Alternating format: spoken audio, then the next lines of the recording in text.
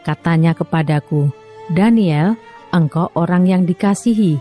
Camkanlah firman yang kukatakan kepadamu, dan berdirilah pada kakimu, sebab sekarang aku diutus kepadamu." Ketika hal ini dikatakannya kepadaku, berdirilah aku dengan gemetar. Lalu katanya kepadaku, "Janganlah takut, Daniel, sebab telah didengarkan perkataanmu sejak hari pertama. Engkau berniat untuk mendapat pengertian dan untuk merendahkan dirimu di hadapan Allahmu, dan aku datang oleh karena perkataanmu itu." Pemimpin kerajaan orang Persia berdiri 21 hari lamanya menentang aku, tetapi kemudian Mikael, salah seorang dari pemimpin-pemimpin terkemuka, datang menolong aku, dan aku meninggalkan dia di sana berhadapan dengan raja-raja orang Persia. Lalu aku datang untuk membuat engkau mengerti apa yang akan terjadi pada bangsamu pada hari-hari yang terakhir, sebab penglihatan ini juga mengenai hari-hari itu. Ketika dikatakannya hal ini kepadaku, kutundukkan mukaku ke tanah dan aku terkeluh.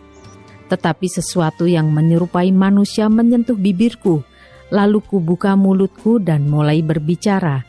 Kataku kepada yang berdiri di depanku itu, "Tuanku, oleh sebab penglihatan itu aku ditimpa kesakitan dan tidak ada lagi kekuatan padaku. Masakan aku, hamba tuanku ini dapat berbicara dengan tuanku? Bukankah tidak ada lagi kekuatan padaku dan tidak ada lagi nafas padaku?" Lalu dia yang rupanya seperti manusia itu menyentuh aku pula dan memberikan aku kekuatan dan berkata, "Hei engkau yang dikasihi, janganlah takut. Sejahteralah engkau, jadilah kuat. Ya, jadilah kuat." Sementara ia berbicara dengan aku merasa kuat lagi dan berkata, "Berbicaralah kiranya Tuanku, sebab engkau telah memberikan aku kekuatan." Lalu katanya, "Tahukah engkau mengapa aku datang kepadamu? Sebentar lagi aku kembali untuk berperang dengan pemimpin orang Persia, dan sesudah aku selesai dengan dia, maka pemimpin orang Yunani akan datang. Namun demikian, aku akan memberitahukan kepadamu apa yang tercantum dalam kitab kebenaran. Tidak ada satupun yang berdiri di pihakku dengan tetap hati melawan mereka, kecuali Mikael, pemimpinmu itu."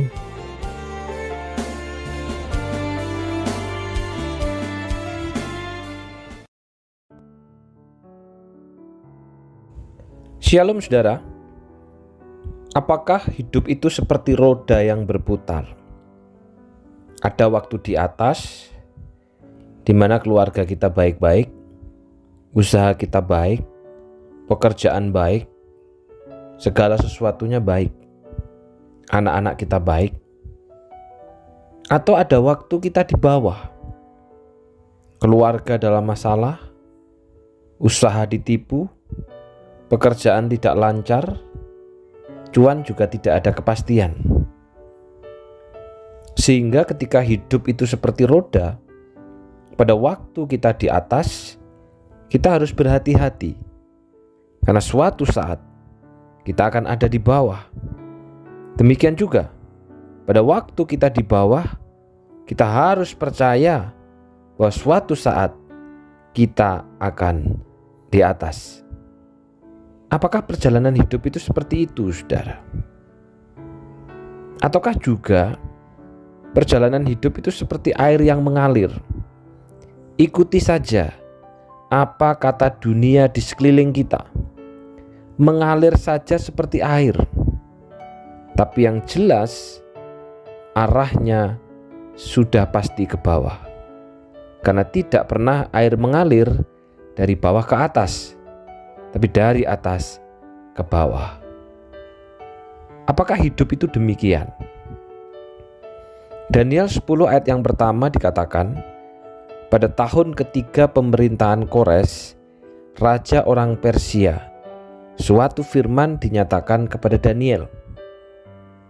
Saudara, Kores pada akhirnya mengambil alih kekuatan Babel. Maka kerajaan superpower baru sekarang berada di bawah Persia. bukan lagi berada di bawah Babel. Dan tentang Daniel, firman Tuhan katakan dalam pasal yang ke-6 ayat yang ke-29, Daniel ini mempunyai kedudukan tinggi pada zaman pemerintahan Darius dan pada zaman pemerintahan Kores, orang Persia itu. Artinya saudara, walaupun pemerintahan beralih, walaupun pemerintahan berubah dari pemerintahan Babel menjadi pemerintahan Persia, dari Darius menjadi Kores, kedudukan Daniel sudah sangat tinggi. Kalau kita lihat dalam pemahaman orang sekarang, ibarat roda, maka Daniel ini posisinya sedang di atas. Nah, kalau demikian, apakah hidupnya bebas dari pergumulan? Apakah hidupnya bebas dari persoalan? Ternyata tidak, saudara. Hidupnya tidak lepas dari pergumulan. Apalagi banyak umat yang telah pulang ke tanah perjanjian. Sebaliknya, Daniel tetap berada di tanah pembuangan. Bahkan setelah 3 tahun kepulangan dari beberapa umat Tuhan. Kalau demikian, apakah dengan segala pergumulan ini berarti Daniel sedang berada di bawah? Daniel sedang berada dalam titik yang paling lemah?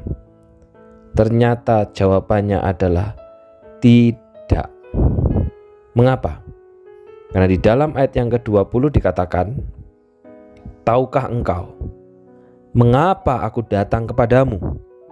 Sebentar lagi aku akan kembali untuk berperang dengan pemimpin orang Persia, dan sesudah aku selesai dengan dia, maka pemimpin orang Yunani akan datang.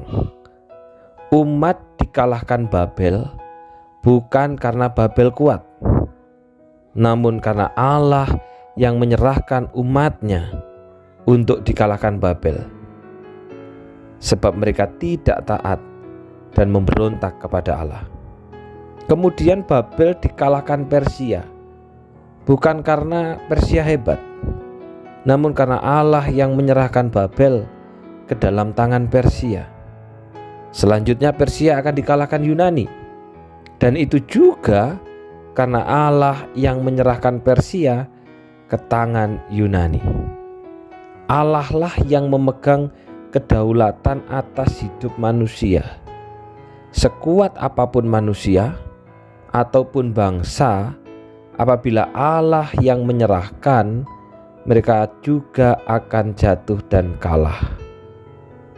Melalui pergumulan ini, saudara, Daniel justru sedang dibawa naik ke atas untuk memahami dan mempercayai kedaulatan Allah atas hidup manusia. Dan pada akhirnya, kerajaan Allah lah yang bertahan sampai selama-lamanya. Jadi saudara, hidup itu bukan seperti roda yang berputar. Ada waktu di atas, ada waktu di bawah. Hidup itu juga bukan seperti air yang mengalir, karena tujuannya adalah ke bawah. Namun perjalanan hidup yang diajarkan oleh Alkitab, hidup itu justru ke atas, karena menuju sorga. Pada saat kita berada dalam pergumulan dan persoalan, bukan berarti kita sedang di bawah, namun justru kita sedang dipimpin Allah untuk makin naik ke atas. Kalau digambarkan seperti ujian sekolah yang tujuannya untuk naik kelas, bukan turun kelas. Ketika di SD, kita sudah nyaman, kita sudah senang, lalu ada ujian. Untuk apa? Naik SMP. Ketika di SMP, kita sudah memiliki banyak teman, kita sudah merasakan keamanan, ada ujian untuk naik ke SMA. Demikian juga di SMA. Ketika kita sudah merasakan aman dan nyaman di SMA, ada ujian untuk naik ke perguruan tinggi. Di perguruan tinggi, persoalannya makin kompleks. Makin banyak hal lagi. Ada ujian supaya kita kemudian melanjutkan untuk masuk dalam dunia pekerjaan. Semua ujian-ujian itu bukan supaya kita turun kelas, justru supaya saya dan Bapak Ibu Saudara naik kelas. Karena itu hidup bukan seperti roda yang berputar. Hidup juga bukan seperti air yang mengalir ke bawah. Tapi hidup itu adalah perjalanan yang arahnya ke atas karena menuju sorga. Pada saat kita dalam pergumulan, pada saat kita dalam persoalan, bukan berarti kita sedang di bawah, tapi justru kita sedang dipimpin Allah untuk makin naik ke atas. Sehingga pada saat menghadapi pergumulan dan persoalan, teruslah percaya dan makinlah percaya kepada Allah, karena Allah yang berdaulat atas dunia dan segala isinya. Mari kita berdoa. Bapa yang di surga, kami bersyukur karena firman-Mu pada hari ini mengingatkan kami bahwa ternyata selama ini pemahaman kami salah. Kami memahami hidup itu seperti roda. Ada waktu di atas, ada waktu di bawah. Dan ketika kami bergumul, ketika kami dalam persoalan, ketika kami dalam permasalahan, berarti hidup kami sedang berada di bawah. Tapi ternyata Alkitab mengajarkan tidak demikian. Karena hidup orang percaya itu menuju ke atas, menuju ke sorga. Sehingga pada saat kami orang percaya dalam pergumulan, dalam kesulitan, dalam persoalan, itu bukan berarti kami sedang di bawah, tapi kami sedang dipimpin Allah untuk makin naik tinggi ke atas, untuk makin naik kelas. Karena itu Bapa, tolonglah setiap kami pada saat kami menghadapi persoalan, pada saat kami menghadapi pergumulan, pada saat kami menghadapi tantangan, biarlah kami terus percaya, bahkan makin percaya kepada Allah. Karena kami yakin Allah yang berdaulat atas dunia, atas manusia, atas ciptaan, dan atas segala isinya. Hamba-Mu mengingat ya Tuhan, untuk orang-orang tua yang kami kasihi, mereka yang sudah berusia lanjut, berusia di atas 80 tahun.